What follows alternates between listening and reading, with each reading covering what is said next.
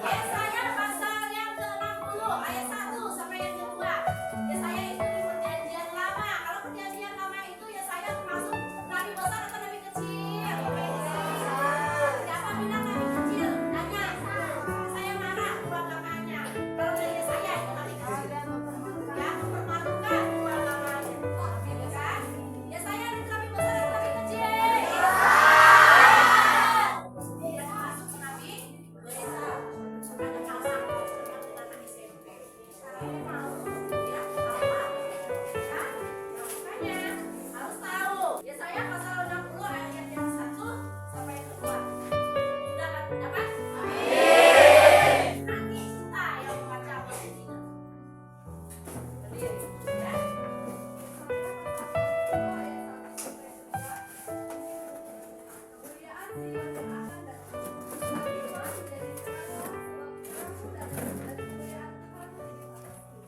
sebab sesungguhnya kegelapan menutupi bumi dan kekalahan menutupi bangsa-bangsa.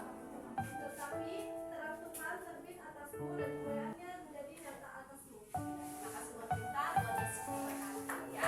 Di sini kita melihat saya akan memberikan tema yaitu di berikutnya berjudul yaitu kemuliaan Sion yang akan datang. Sementara saya kasih tema yaitu bangkit dan jadilah terang. Bangkit itu berarti kita nyatakan kita bangkit. Bangkit dari apa? Jadi bangkit dan jadilah terang. Sini katakan bahwa dikatakan bangkitlah dan menjadilah teranglah semua terang datang. Kita adalah orang-orang yang disuruh menjadi bangkit di dalam sebuah kegelapan. Ya, kita disuruh bangkit di sebuah kegelapan. Kita adalah masuk masa-masa sudah 10 bulan masuk di tahun 2024. Ada nggak progres yang ada di dalam kehidupan kita? Apa sih yang kita buat untuk Tuhan? Ya. Adakah kita bangkit untuk Tuhan? Di sini dikatakan Yesaya supaya kita tetap menjadi terang di dalam kehidupan kita. Di sini kita melihat pada tahun ini banyak kegelapan yang terjadi. Kenapa dikatakan seperti itu? Manusia bukan semakin baik, tapi manusia semakin jahat. Kenapa? Sudah kita lihat. Mungkin di sini yang di kelas agama Kristen yang sini itu mungkin berapa persen yang suka datang ke gereja. Walaupun mengatakan kan saya ada di ibadahnya di rumahmu, bohong ya. Ya, dia katakan ibadah, baca Alkitab pun nggak ada. Mungkin di antara sekalian melihat yang di sini mungkin ada 100% paling yang bacanya cuma 20% yang ada baca Alkitab. Ya, kenapa? Orang sudah mulai mendewakan HP. HP adalah nomor 1. Tuhannya manusia adalah sekarang HP. Ya. Sekarang Tuhannya manusia adalah HP. HP yang menguasai kehidupan manusia. Ya, di sini dikatakan bahwa keadaan kegelapan sudah menyelimuti daripada misionaris datang sampai mengorbankan nyawanya untuk memberitakan Injil, apalagi memberitakan Injil di Kabupaten Bengkayang. Tetapi sekarang kadar imannya sudah mulai menurun. Ya, kadar imannya sudah mulai menurun. Kalian adalah fondasinya gereja harus bangkit. Ya, kalau bukan kalian kita akan jadi gerejanya nggak ada gunanya. Bangun gereja mahal-mahal, bangun gereja megah-megah, tetapi tidak ada fondasi yang kuat, tidak ada yang berkualitas di dalam gereja tersebut, maka gereja itu akan runtuh. Cina, komunis, mereka sangat mencari Tuhan, biar mereka mati sama Yesus, mereka tetap nama Yesus tetap namanya nomor 1. Apa progres kalian di tahun 2024? Apakah semakin baik atau semakin buruk? Tetapi harapan saya progresnya di 2004 yang sudah bulan 10, progresnya sudah menjadi lebih baik. Ya, sudah menjadi lebih baik. Yang dulunya progresnya itu suka bolos, suka manjat dari tembok, mulai berubah. Ya, Tuhan mau perubahan di dalam kehidupan kita. Ya,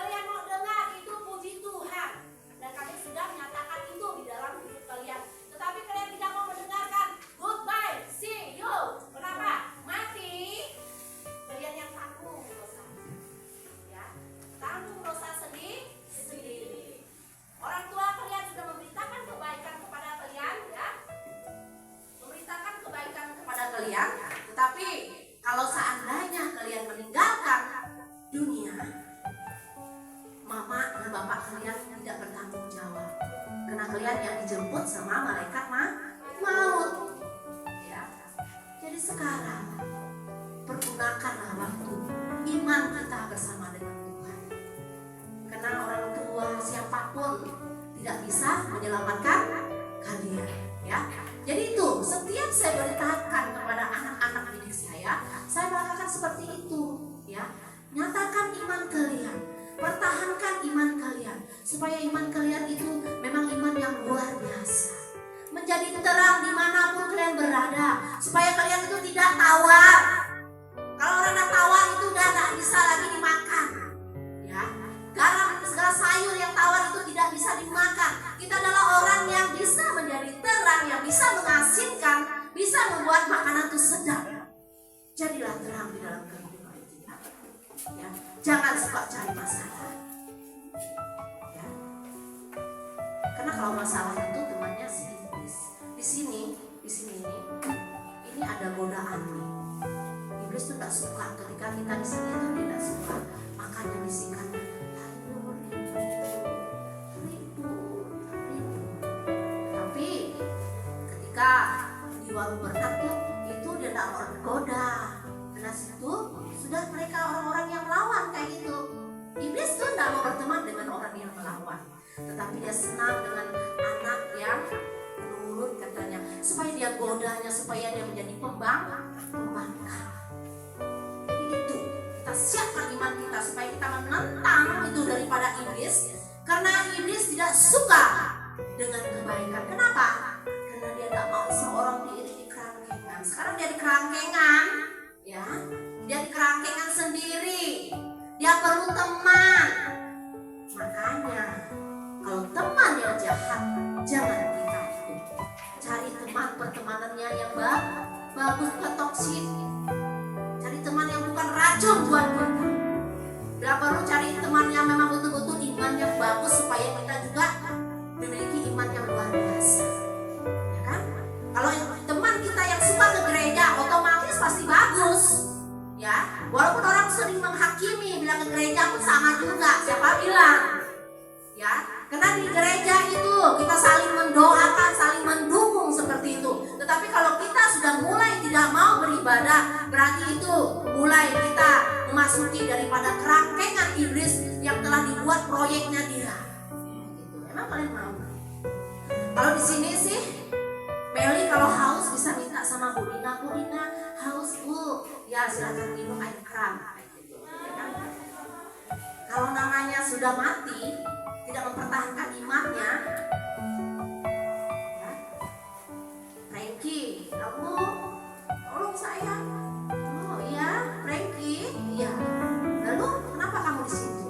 Saya tidak bisa mendengarkan apa yang Pak Pendeta saya ngomong, Bu. Oh ya, jadi saya haus, tapi sudah terlambat. Hauslah. Mau ya seperti itu? Mau? Kalau di sini, kalau lapar, saya bisa kasih nih 4.000, saya kasih nasi kuning, ya. Tapi kalau ke sana mengalami kelaparan yang luar biasa, tidak ada yang bisa menolong kamu. Maka pertahankan imanmu, jadilah terang di dalam kehidupan. Ini bukan kawin-kawin. Di sini ya saya mengatakan, menyerukan kepada orang Israel, bertobatlah. Dan kami juga sebagai guru agama, guru yang mana membimbing kalian supaya kalian menjadi baik, seolah-olah kalian itu harus baik kayak gitu. Karena baik itu kalian sendiri yang menentukannya. Karena kalian menjadi presiden ataupun jadi pejabat pun belum tentu kalian ingat Ina ataupun Bu Nur ataupun guru yang lain. Pasti baik serius, siapa sih dia? Datang belum tentu dilayani atau minum air putih. Tetapi karena kami sebagai pelayan Tuhan, harus tugas kami adalah menjadi terang, yaitu bertanggung jawab memberitakan Injil. Jadi kami memberitakan itu di dalam kehidupan kita semua di sini supaya kita berubah.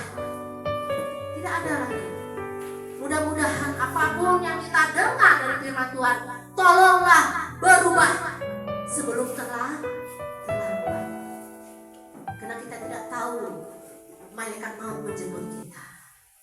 Kita harus mempertahankan iman kita menjadi terang. Kita baru belajar melihat anak SMK baru 2 minggu kemarin tabrakan sama seusia tuh ya, metong, boy, ya kan?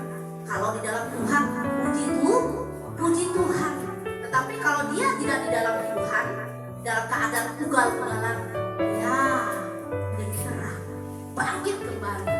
Tunjukkan identitas kalian sebagai orang Kristen yang baik.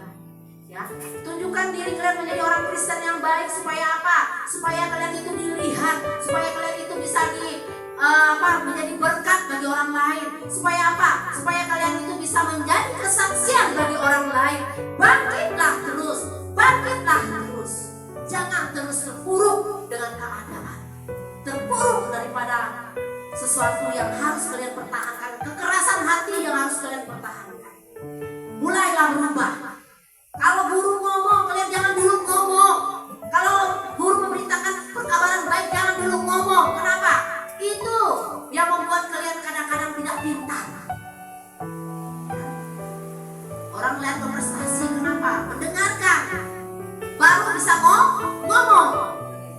Iman juga harus mendengarkan, didengarkan, diwartakan seperti itu, supaya kita bertumbuh, berbuah hanya di dalam Tuhan. Ya, bertumbuh dan berbuah di dalam Tuhan. Yang selanjutnya yaitu memiliki.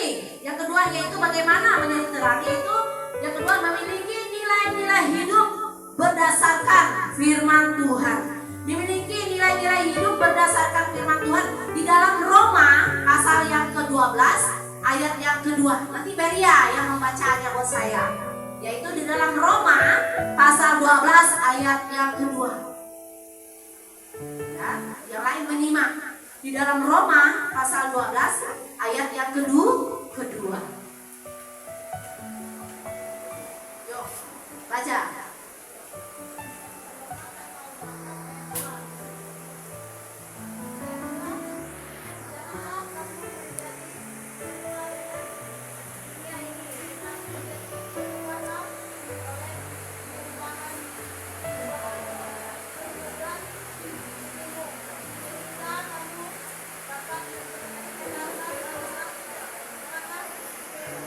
Serupa dengan dunia. Di sini sama juga dengan integritas kita.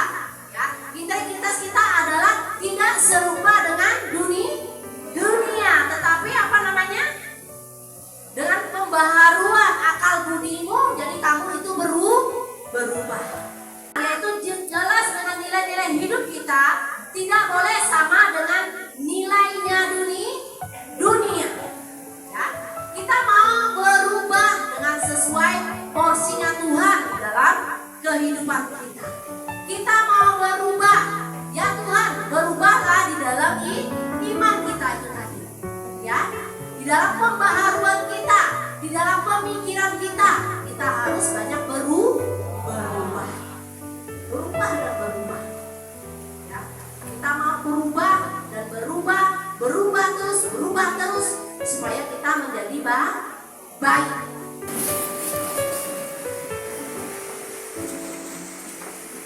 Segala puji dan syukur kami dapat dihadapan atas kebenaran firman Tuhan sudah kami dengar dan kami. Kami memiliki segala keterbatasan di dalam kehidupan kami, tetapi dialah Roh Tuhan, Roh Allah yang akan menyempurnakan firman di dalam hati dan pikiran kami, sehingga kami akan menjadi pelaku dalam kebenaran firman Tuhan. Dan biarlah Tuhan boleh menolong kehidupan kami agar kami terus memiliki harapan di dalam Tuhan. Bapa kami yang ada di dalam surga, Engkau memberkati hamba-Mu yang sudah menyampaikan kebenaran firman-Mu. Bahkan Engkau memberkati anak-anak-Mu yang sudah terlibat mengambil bagian dalam pelayanan pada hari ini. Agar apa yang sudah mereka persembahkan pada hari ini boleh menjadi kemuliaan bagi nama Tuhan dan menjadi berkat bagi setiap orang yang melayani pada saat hari ini. Kami percaya Engkau akan memberkati setiap kehidupan mereka dengan kesehatan yang baik, dengan berkat atas makan minum pakaian maka apapun yang kebutuhan kebutuhan kehidupan mereka ya Tuhan. Dan Tuhan akan terus memakai mereka untuk menjadi alat yang dipakai oleh Tuhan untuk melayani Engkau. Kami berdoa Tuhan untuk seluruh siswa-Mu, terutama siswa dosen yang ada di SMA Putu Bayang, baik yang kelas 10, kelas 11, dan kelas 12 kami serahkan dalam tanganmu. Di usia-usia mereka yang seringkali gampang untuk tergoyahkan, gampang untuk terombang-ambing, gampang untuk terpengaruh oleh lingkungan pergaulan mereka, kami serahkan anak-anak ini dalam tanganmu.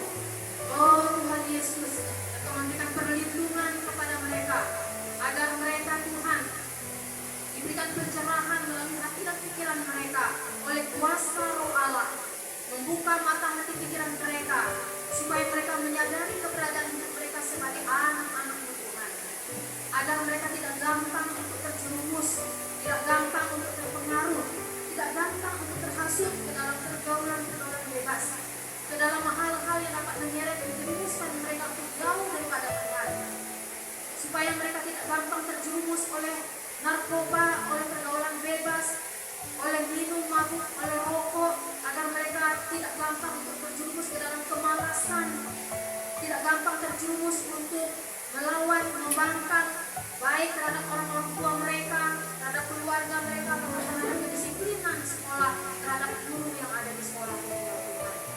Biarlah Tuhan memberikan peluang kesempatan untuk mereka memiliki kesempatan mengalami kesadaran di dalam diri mereka. Bapak Surya Tuhan hidup selaku ketua yayasan di sekolah ini, berkati Bapak Apai selaku kepala sekolah di tempat ini, berkati wakil kepala sekolah, para guru dan staf tata usaha yang Kau percayakan untuk pelayanan, untuk melakukan tugas tanggung jawab di sekolah ini, ya Tuhan. Biarlah Tuhan dapat membekali mereka dengan kesehatan yang baik, dengan semangat, dengan sukacita, dengan kedamaian dan rasa sejahtera, sehingga dapat mendidik, mengajar siswa-siswimu di tempat ini dengan penuh kasih daripada Tuhan. Berkati rumah tangga mereka, berkati usaha pekerjaan mata pencaharian mereka, berkati kebutuhan hidup mereka, ya Tuhan. Kami juga teringat untuk berdoa menyerahkan orang tua, keluarga siswa-siswi kami ini yang ada di kampung halaman mereka masing-masing.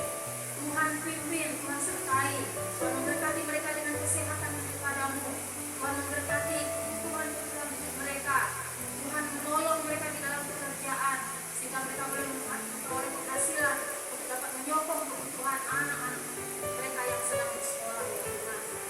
Jikalau ada pergumulan-pergumulan yang dirasakan dihadapi oleh siswa-siswi di tempat ini, mungkin pergumulan dalam keluarga, mungkin pergumulan di dalam ekonomi, mungkin pergumulan pribadi mereka, Tuhan Engkau perhatikan hati dan pikiran mereka, Tuhan Engkau menjamah mereka, Tuhan biar Engkau hadir tengah-tengah kehidupan mereka, Engkau berbicara, Engkau bekerja dalam hati dan pikiran mereka, agar mereka boleh merasakan hadirat Tuhan dalam kehidupan mereka.